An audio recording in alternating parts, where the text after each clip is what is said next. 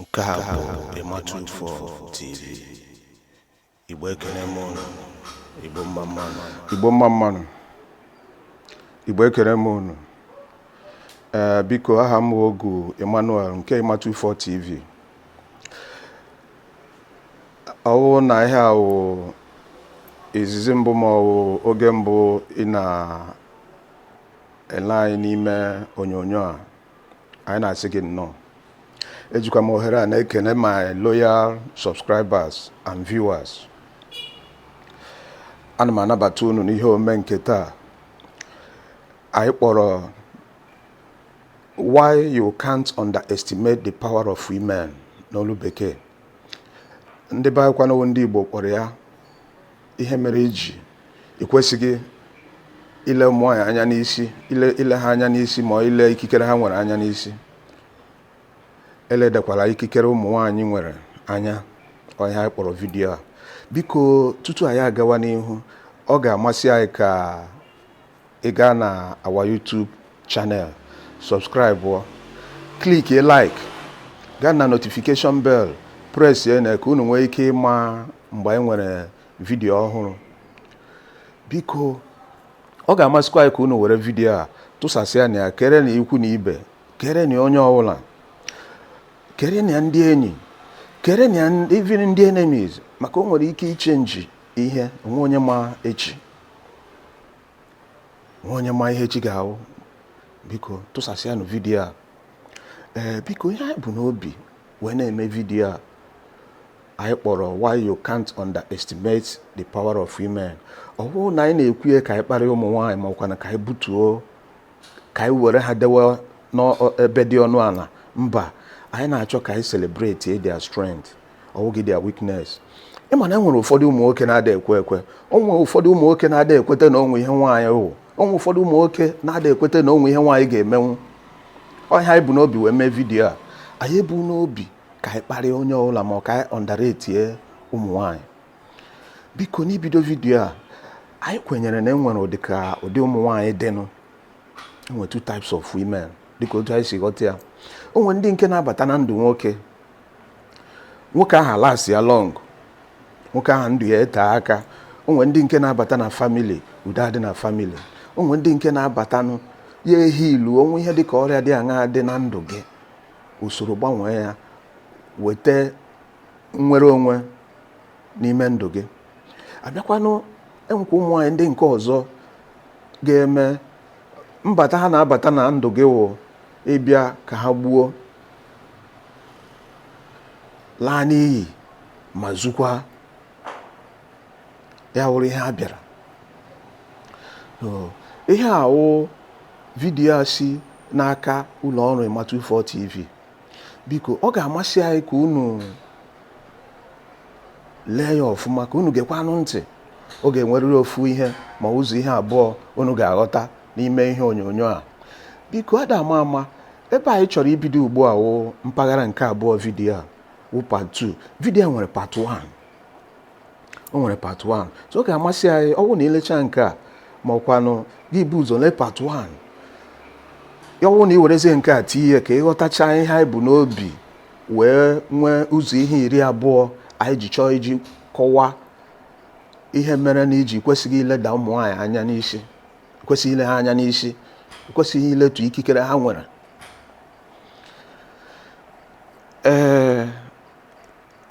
Anyị ga-ebido na nke 11 ruo na nke 20. Anyị na-ebido na 11 ruo na 20 n'ime part 2 a anyị na-eme. Nke 11 a, ele ihe ọgwụkwanụ. Ụmụ nwaanyị dị, o nwere gift, o nwere akara aka ha nwere. Ụmụ nwaanyị dị, ha wụ very sensitive creature. Ha dị very sensitive. Anya ruo ha ala. O nwere ihe bekee na-akpọ ESP, extra sensory perception. Ụmụ nwaanyị nwere enwesie ya ike. Ha tụọ mmadụ plọm, ha tụọ situation plọm, ha nyụọ anya, ọ na-adịrị ha izi ịma step onye ọjọọ na onye ọma. eziokwu oge ụfọdụ ha na-eji yuzuo ya as an advantage against onye ya na ha mekọrọ ihe. Imerime n'ime ha kwanụ na-eji agwa ndị ya na ha mekọrọ ihe eziokwu, ihe dịka di ha ma ọ bụ enyi ha. Ịma na nwaanyị lee anya, ọma ndị enyi ole ị nwere na-achọghị abịa. N'ime ndị enyi ahụ, ọ ga-elenwu anya n'ime ha gwa gị na ị hụrụ onye nke a, this particular person, be very careful. So onye a sọ ya asọ maka ada ama mana bi nwoke nwere ike ịkụsuo otu aka unu si ahụ karịa ma nke amamụ otu aka unu si ahụ ihe na-amaghị isi na ọdụ ya ikusuo mgbe ihe ọ ga-eme wee cool down na-ele gị, maka na ọ ma na mgbe na-adịghị anya ihe ahụ ọ gwa gị ị ga-emecha confess imecha bịa kwete na ọ na-eme ihe anyị si na ọ da eme na onwe ike ime. So ọ ga-study steps ndị na-abata na be gị, ọ ga-study steps even relatives gị, onye ọbụla ọ ga-site n'azọmụkwụ ha, ọ ga-ama ihe ha bụ n'obi, ọ ga-ama ndị bịara for good ma ndị bịara izu gbuo ma laa n'iyi. Ha nwere ike smell bad company from a distance. That is all na ndị gị na ha na-awe ọwụ otu ọjọọ ma ọkwa na ndị nwere ihe ọjọọ n'obi ma ndị nwere evil intention. Ọ ga-adịrị ha izi ịghọta. Ha read step ndị ahụ, ha na-aghọta ọsịsọ karịa ụmụ nwoke. Ha na-ama mgbe danger na-esi, ha na-ama mgbe ọ na-esi. Abịa na nke 20 nke nọmba 12, ụmụ nwanyị ga-emenwu ndụ gị oto ogologo ma ha chọkwa ebutuo ya. Mgbe ị na-agụ egwu oge ụfọdụ ha ga ma abụ ihe Chineke si na nga abụ ọgwụkwa mgbe imejọ nwaanyị ọgwụkwa mgbe nwaanyị wepụtara obi na ya ga-egbukarị ya gị ọgwụkwa ka ị na-agụrụ egwu ịgụchakwa egwu ihe ahụ ọ chọrọ ime gị, ọ ga-emekpọcha gị ha ncha niile, even ọ ga-emefọ gị change. Ị ga-ahụ ihe Chineke si na ị ga-ahụ akwụkwọ ahụ mgbe ije eje chọrọ nwaanyị okwu, mgbe ije eje si na onwe ihe nwaanyị ga-eme, sikwa na side ebe a pụtawa, si side ebe a pụtawa. Ọkwa na ụmụ nwaanyị chọọ, nwaanyị nwere ike stick by you, ọ rapara gị n'ahụ na-agbanyeghị ọnọdụ ọbụla ị nọ n'ime ya, ma nke ọjọọ ma nke ọma, ma iji ma ọ na ejighị. O nwere ike ịbịa nọnyere gị, kwudoro gị, na-amasị gị obi ike. So abịa na nke 13, ọ bụrụ na nwaanyị adịghị interested, ọ bụrụ na uche adịghị ebe ị nọ, ịhụ na ọhụụ gị n'anya, ọ bụrụ na uche m ga-achọ ebe ọzọ jee chọọ ịhụnanya, ọ bụrụ na iwu na ọ ga-awụrịrị gị na onye a, ọ ga-awụ gị na Mary ma ọ bụ Amaka ma ọ bụ gịnị, ọ bụrụ na iwu ile anya hụ na sayensị ya gosiri na ọhụụ gị n'anya, ịkpali otu ị nwere ike pụtawa, agala aga gbuo onwe gị, agala aga sị na ọ ga-awụrịrị gị na ya na by fire by force, maka na ọhụụ gị n'anya. Ị ma na ọ na nwaanyị hụ gị n'anya, amata ife ọ na-agwa gị nke a, mụ na-ebu gị uche a. Nwaanyị hụ gị n'anya, ị masị nke a dị n'ime kichin ebe a na-emericha nri, ewere efere na kọp, ebe a na-akwụ aka na kichin. Ọ na nwaanyị hụ gị n'anya, ị nwere ike ije nyụọ mamịrị n'ime sink ahụ, o nweghị ihe ọ ga-eji ewe kpọrọ. Ịma na ọwụ even ọ dị bigger than sin, ọ nnukwute mmehie ị ga-anyụ mamịrị ebe a, maka onwe ebe a na-anyụ mamịrị n'ụlọ, but gị nwa iwepụta 1 or 2 things ga-anyụ mamịrị ebe ahụ a na-asa efere, ebe a na-akwụ aka n'ime kichin. Nwaanyị nwere ike tolerate ya, nwaanyị nwere ike sị ya dịwa ma na gị gawa ga-emeghekwala ọzọ, ọ ga-edi nwe ya.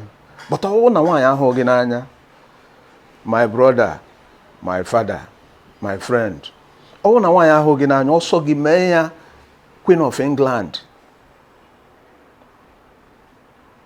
onye ọ gị mamịrị n'isi, ọwụọ gị n'ala ma ọ bụ na ọhụ gị n'anya. So ihe abụghị ihe a na-agbagha ụmụ nwaanyị ha karịsịrị. Abịa na nke iri anọ wụ 14, nwaanyị chọọ usie n'obi pụta mebi dịka otu isi emesi omume, ọ chọọ gbanwee ndụ gị, ihe bekee na-akpọ transformation. O si from ebe ị na-agba local league buru gị jee debe gị na nnukwute klọb ihe dịka Man U ma ọ Chelsea ma ụmụ klọb a. O si from ebe ị na-agba street match ticha gị dust, fonite gị, debe gị ebe ụwa ga-eme, ha na-ele gị, ha na-ekpupu okpu, ha na-aba ahụ. Nwaanyị ga-emenwe ma ọ bụrụ na nwaanyị chọọ. Imejọ nwaanyị wee iwe ebe ị nọ. Nwaanyị nwere ike iji sandpaper, raw sandpaper, gaa ebe destiny gị dị, chiwie until destiny gị adịrị off. Ma ọ bụrụ na imejọrọ ya, nwoke otu isi ya mgbaghara. Ma ọ bụrụ na imejọrọ ya, si na gịnị ka ọ ga-emenwu nkwanụ? Ọ ga-emenwu ya, o wee sandpaper chie na akara aka gị, akara aka gị adịrị off. Ebe ọ na itiri aka, idodo isi aka, isi agbajiri, ịkwụrụ n'ala na emiba n'ime, idinyere bed a na-atọ ọnụ, a na-ebe ndị ị gaghị amazi nke ị na-eme eme. Ha chọkwa ha ga-ahụ sunshine n'ime ndụ gị, udo n'ime ndụ gị, ma ọ na ha chọọ. Enwe proper understanding with gị na nwaanyị, o nwere ike ịbụrụ gị na-agbago na sky, si na sky gawazie n'ebe nna amaghị. O nwere ike ịwụ village 24 a, ịghọtala? O wee buli gị ruo n'ọnọdụ ahụ. Nke 15 wụ 15. Onye ọla dodokwa aka na ntị, nwoke ọla dodo aka na ntị, especially ndị ahụ amaghị ihe nna akọ, kwedokwa na aka na ntị, dodo na aka na ntị. Anwakwala nwa kpee ekpere ka nwaanyị were iwe site n'ihe i mere wee ṅụọra gị iyi. Okoye, ọ ga-enye nsogbu. Anwakwana anwa nwaanyị eji iwe site n'otu isi mekpọọ ya obi wee ṅụọra gị iyi wite iwe. O nwere ihe buru ibu ha nwere ike use wee adịgharịa iwe, erelizie ya dịka ọbọmbụ aka na awụ. Ịma ụmụ otu esi kee nwaanyị, ihe niile si na nwaanyị dị n'ahụ nwaanyị, ma ihe si na nwaanyị n'ahụ na-apụta, o nwere ike destroy ọgwụ ọwụla. Ọ ya mere ọgwụ ọwụla ịgwọ wee nweta nwaanyị, ọgwụ tụrụ nwaanyị, o nweta nwoke, ọ taa ya ka African salad, o gbuo ya otu esi egbu ewu, bee ya kịrịkịrị. Ọgwụ ọwụla nweta nwuru nwaanyị, maka na nwaanyị nwere so many things nwere ike imebi ikikere ọgwụ. O were iwe ṅụọra gị iyi, mee plan maka ndụ ọzọ ị nwere ike ibi ma ọ bụ na enwere ihe dị ka ndụ ọzọ, maka nke gị agago. O nwere ike were mamịrị, o nwere ike dịka otu isi kpasuo ya iwe, o were iwe ahụ ebe ọ chọrọ ka o mete gị ihe. O nwere ike ịgbara gị ọtọ na public, ṅụọ iyi n'isi gị. O nwere so many things ọ bụrụ na ị push it to the wall, especially na onwe gị bụkwa na onye nwe ihe ị ga-emenwu. Ọ ga-asị gị na a ga-egosikwanụ gị na unu ga-echu. Ọ ga-achọ ka o gosi gị na a ga-emenwu ihe. So aga na nke 16. Nke 16 akwụkwanụ gịnị? That's 16. N'agbanyeghị na asị na nwaanyị sikwara ike na o siri ike mee nke a mee nke ọzọ, na o nwere ike imenwu nke a na nke ọzọ, onwekwa ndị na-agbaghara ka ụmụ nwaanyị. They can be very forgiving. Ha nwere ike ịgbaghara ihe na-ada agbaghara, o lechaa anya ya edie ya. ga-ahapụwa. Mana ofu ihe m chọrọ ka caveat m chọrọ ka ntinye ihe ahụ, ejikwana maka na ha nwere ike ịgbaghara iteke ha for granted, ịkpọ ha ewu, ifiluo na ọma ihe ọ na-eme. Atraịkwana were ha silence for stupidity, na ọgba nkịtị egosi gị na ọ wee ewu, na ọma ihe ọ na-eme ma ihe ọ pụrụ ime ma ihe ọ ga-emenwu. Mba, aga na nke 17, nwaanyị nwere ike ịhapụ ihe o ji n'aka, ọ na-emebi, ọgba mbọ bịa dozie nke gị tutu ọ laghachi azụ ga-lebara anya na nke ya ahụ. They can compromise just to please you. Ma ọ na-ahụ gị n'anya, ma ọ na ihe ị na-eme masịrị ha, ma ọ na ndụ ị na-ebi ha nabatara ya.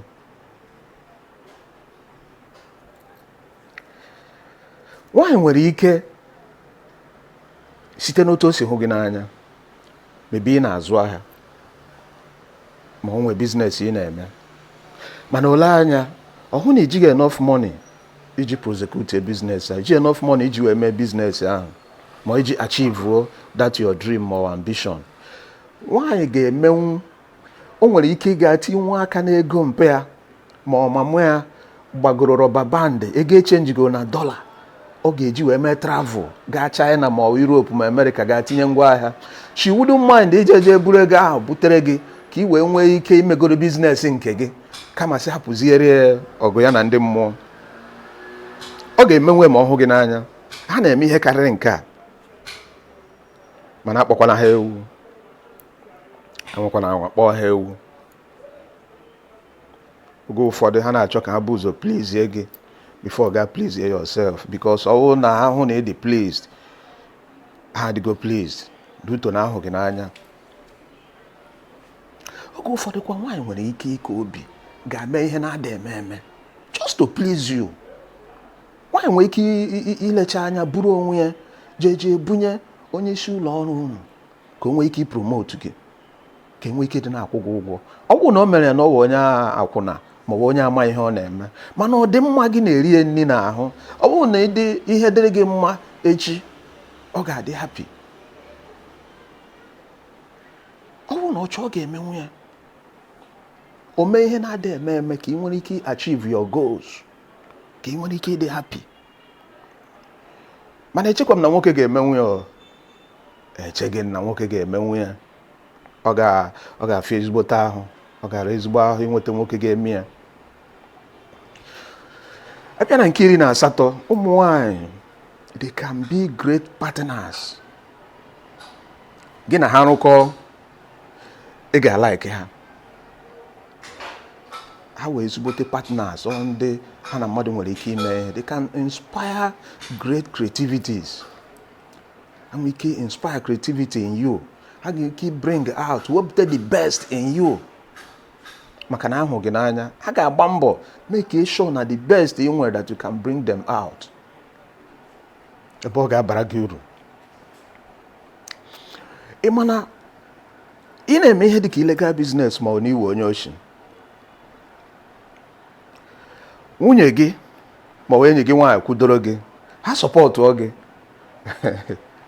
Even ị nwere ike ịga na be ndị mmụọ jee rie ha ọrụ, ije na be ndị mmụọ jee zuru ihe ha dewere, lọta free, maka na nwunye gị kwụ gị n'azụ. Mana ọ bụrụ na ọ kwụ gị n'azụ, ị nweghị ezigbote problem. Ọ kwụrụ gị n'azụ, even o nwere the kind of messages ọ ga na-enweta. O nweta meseji a, unu ewe n'iwe biko, ndị nebo m nwere ihe ha na-arụ, onwe ihe ha na-edozi.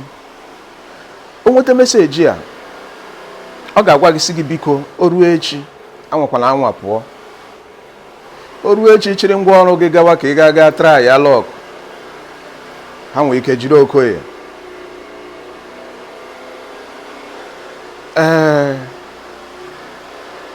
Nwaanyị nwere ike ime gị na nwanne gị na-ada eghe ọnụ, unu ebido ghewe ọnụ. unu awụrụ enyi. Ọ chọkwanụ o separate ejima na-abụ ụmụnne na-abụ na-enweghị nsogbu, o separate unu ma ọ na ọhụ ya that na ọ dị necessary, ọ ga-emenwu ya. Abịa na nke 19 na-ewu nke 19, nwaanyị nwere ike ọ chọọ oyuzuo ụmụ ya ọ turn all the hearts of the children against the father. The father kwuo nnukwu ala, ụmụaka nwere ike ha ga na-ege ntị n'ihe ọ na-ekwu, ha ga-asị hapụgodo nwoke a, hapụ nwoke a, maka na nne ha ewepụgo internal memory card ha nwere tụ ya throwing werezie nke ekwe n'ime ụmụaka ahụ. Ụmụaka ga na-egezi ihe nna ha na-ekwu ọsọsọ nke nne ha kwuru. Enwere ike ijikwa ụmụaka ahụ ataki ya nke nwoke, maka ama na nwere mgbe ị ga-agbawa ọsọ hapụ ụmụ gị.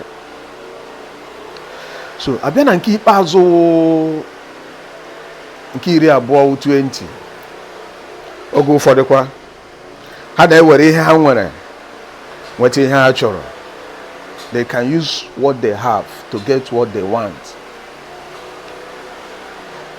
Biko ụmụnna, biko ana m ayọ unu n'ime ihe onyonyo a, anyị emeghị vidiyo a ka anyị kọọ ụmụ nwaanyị ọnụ, mana anyị chọrọ ka anyị mee ka ụfọdụ ụmụ nwoke na-ada ekwe nwee ike ịghọta site na vidiyo a, ka ha nwee ike kwere.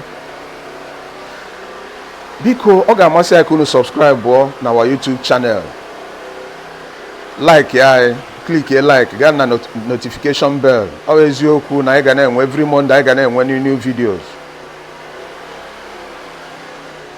Ụmụ nwoke na-ekelekwa unu, ụfọdụ ụmụ nwoke si nkele unu, ụmụ nwaanyị na unu esika na unu nwe aka na onye ji unu gwuo egwu ihe mmadụ ịkọmiti suicide ka ọ dịgodo n'ọnụ otu a. Ọ ga-amasị m ka unu gaa watch ya part 1 video a, maka nke a bụ part 2. Igbo kwenu, Igbo mma mmanụ, Igbo ka emesịanụ. Bye bye nụ.